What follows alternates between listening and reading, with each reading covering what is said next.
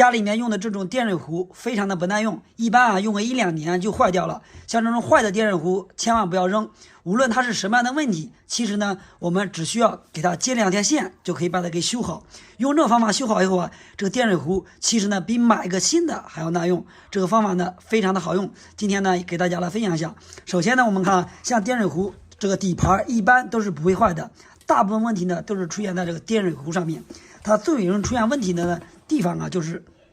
在电热壶的底座这一块。首先呢，先把电热壶下边这3个螺丝我们给它先拆下来，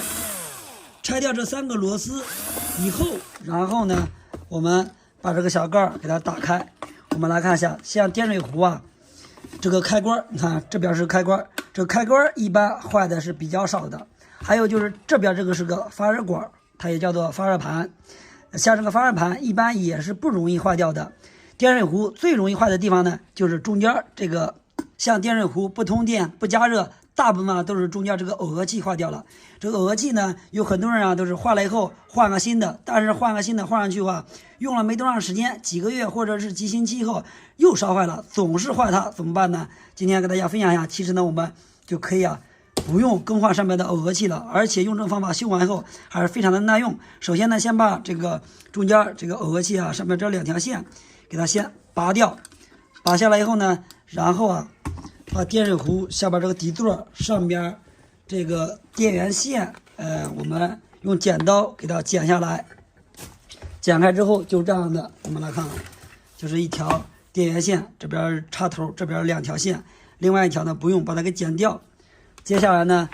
把这个电热壶下边这个座底座这边呢侧面给它打一个孔，打好孔之后，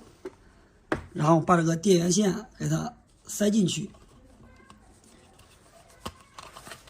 塞进来以后，然后呢我们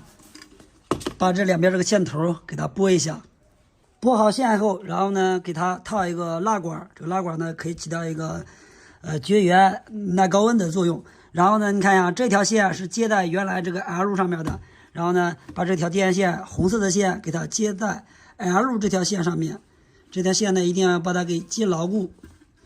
接完线后呢，然后就把这个蜡管给它套过来，然后这条蓝色的线呢就接另外一条就行了。同样也是把这个蜡管给它先套上，套上以后，然后把它给接起来。就这2条线，你看接好以后，然后呢把这个盖给它再扣上。安装完以后呢，我们给它通上电来测试一下，看一下能不能使用。首先呢，打开上面的开关，看一下指灯已经亮了，亮的就说明了它已经修好了。怎么样呢？非常的耐用。